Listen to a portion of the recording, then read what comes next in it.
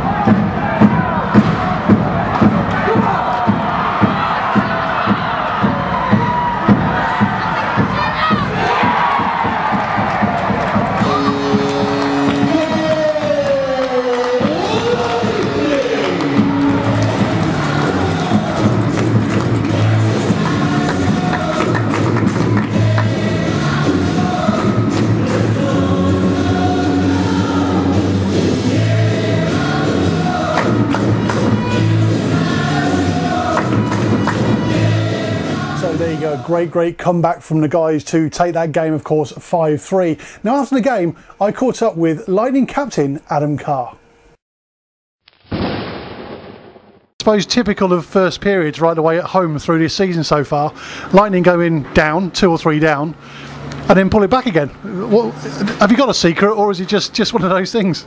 Well, we've started off slow again. I'm not sure why we keep doing it, but I know that we've got to put a stop to it. We've talked about it every week, saying we have to start hard, we have to start fast.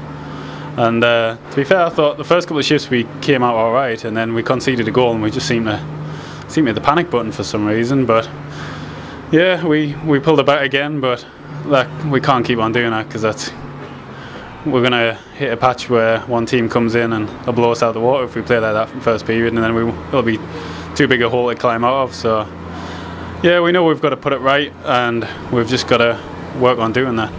It's a saving grace, I suppose, because every single time that's happened to you so far, you've come out on the second period absolutely fine. I mean, you outshot Slough 25-5 in the second period tonight, and obviously went in end of the second level. They weren't even in the game in the second period. No, to be fair, Pooley had a few words with us end of the first period, and the boys took it all on board, and they came out flying second period. And I thought, to be honest, that was probably the best period we've played at hockey all year. I thought the boys were outstanding that second period. And I think the good thing about this team at the minute we've got is, if we do go a couple of goals behind, we've got so much firepower up front that you always think there's a chance of getting back in the game. So yeah, but I think if we play like that for 60 minutes, we'll be in good shape for the year. There's a lot of confidence coming around the team now. You can see that the guys are really starting to gel now. You've got Yanni, who seems to have come back after summer. We've said it time and time again. Seems like a different player. His hands on the puck, and you've mentioned it before just how good he is. Stan Lacek showed his class again tonight as well. And, you know, so unselfish of him to give Jamo that empty net goal at the very end, where he could have taken it himself, just passed it straight across and lets Jamo take the goal. He had a good game tonight. Yeah, Stan's been class since he came in. He's a class player. I don't think he does anything wrong on the ice any game. I think he's an absolute class act. Yanni, like you say, he's come back this year. He's got in some great shape this summer. To be fair, last year he'd been off for a while. This year he's come back and he's shown some real class. So it was a pleasure to watch him tonight, some of the stuff he was doing out there. So yeah, no, all the new boys have settled in as well. I think we're looking in good shape, I think. It's quite difficult sometimes, because we can go through every single player in the squad, especially on nights like tonight, and, you know, every single one of them's got character.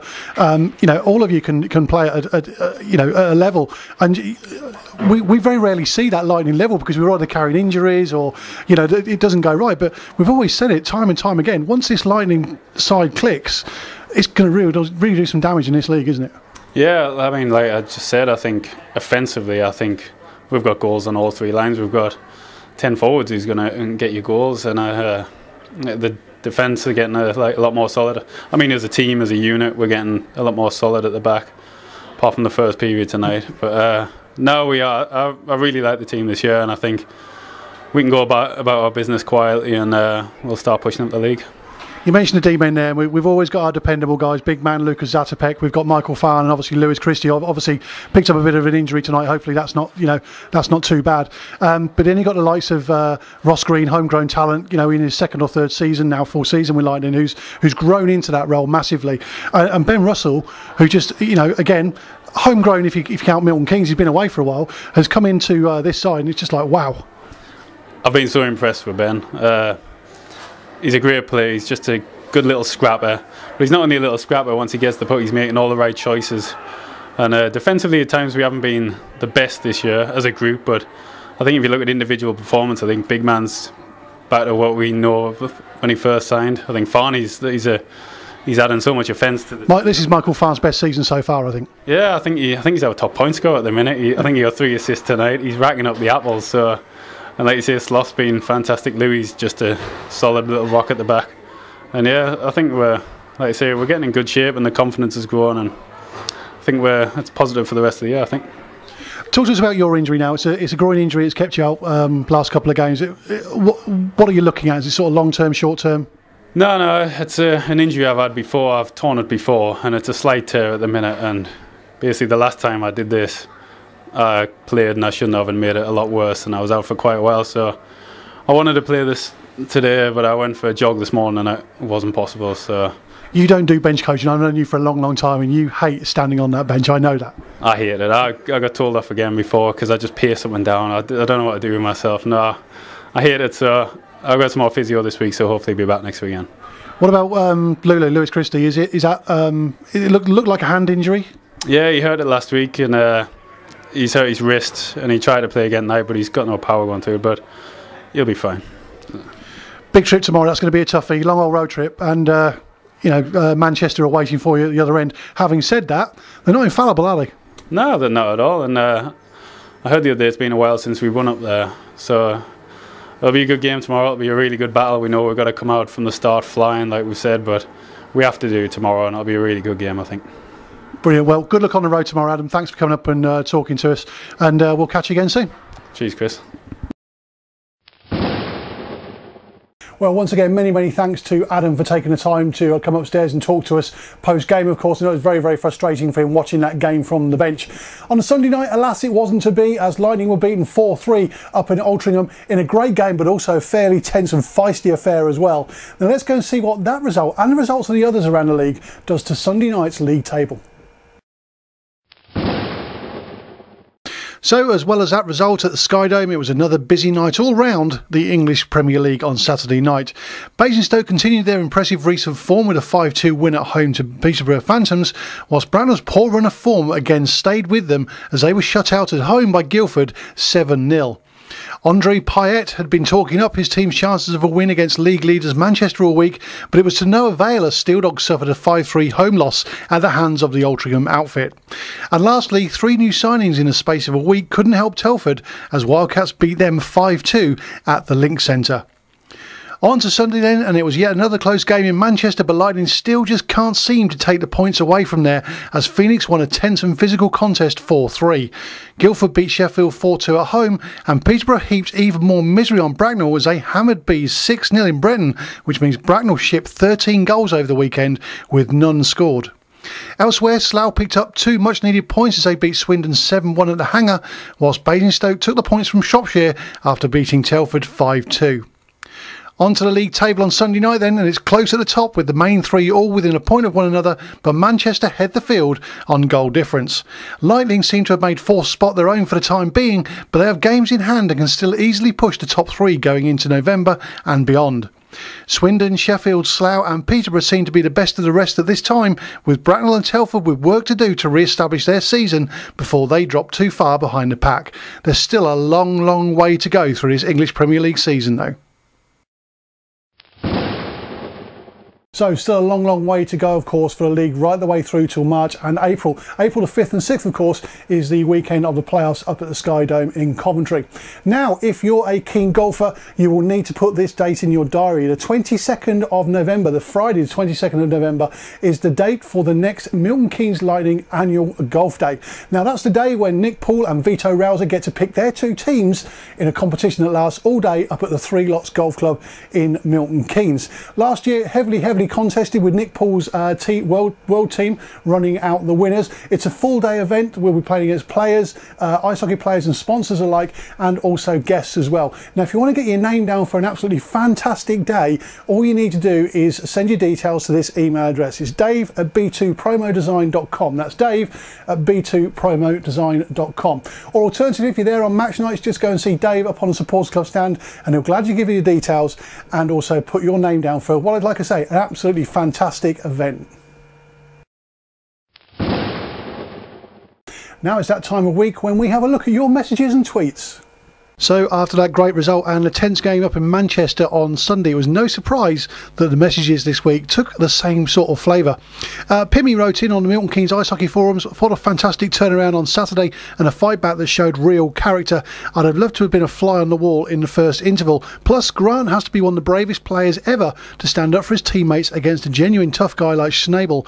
It's no wonder why he's loved by the MKL faithful." Well, I don't think there's any doubt about that at all, Pimmy. Grant certainly is loved by the Milton Keynes Lightning supporters right the way across the board, of course, and that's one reason why he's been given the A for this season. He really is stepping up to the mark. Alex Piggott said, at MKL Official, what an amazing bunch of guys. Doesn't matter what they come up against, they all battle for one another. I think that was evident as well, Alex, on Saturday night, without a shadow of a doubt, as they pulled that game back from a 3-0 deficit. Jack Thompson, unlucky not to win, however we played very well considering how short bench we were, bodes well for the rest of the season. He's talking about the Sunday game, of course, up in Manchester. Rob Clark's on the Saturday night. What a comeback by MKL, 3-0 down, then take a 5-3 win. The whole team was outstanding in periods 2 and 3, but Ross Bowers in particular was on fire. Yes, Ross certainly deserved his man of the match that game on Saturday night, and he was really, really up for it right the way through that game. And Will has also messaged in as well. Comeback against Slough was fantastic. Shame we didn't pick up the points on Sunday, but good to see the boys are sticking up for one another. This team, I think, Will, is really starting to gel, and Adam alluded to that during the interview after the game on Saturday night, of course, but they really are starting to gel. Bit more ice time, and I think this Lightning side are going to start surprising quite a few people around the league. That's it for your messages this week. Please keep your messages coming in every single week. It's dead easy. If you want to follow us on Twitter, it's at Lightning TV. At Lightning TV. Simple as that. You can drop us a line on there. The Milton Keynes Ice Hockey Forums, if you want to drop us a message on there, of course, is mkihforums.com, mkihforums.com, or you can go and find us on our Facebook page, of course. That's dead easy. Just type in Lightning TV on the Facebook page. You can find us on there. Get your messages in every single week. In just a couple of weeks, we'll be starting to give away a prize a week, a very, very special, unique prize. Keep your eyes peeled for that. Well, sadly, that's all we've got time for this week. Thank you very, very much for watching the show. And don't forget, this Sunday, of course, it's the Basingstoke Bison up at the Sky Dome at Coventry. The face-off is 5:15 and the doors open at 4:15. Now, if you want to get the bus up to Coventry on any given week, all you need to do is either go to the Supporters Club stand on match nights and give them your details there. You can buy your tickets in advance, of course, or you can email travel@mk-lightning.com. That's travel@mk-lightning.com. Now, just before we leave you, don't forget, of course, this Sunday is also Remembrance Sunday. And what we want to do is we leave the show tonight. We want to say thank you to the servicemen and women who have given their lives in various conflicts throughout the years for this country. We'll see you soon. Take care.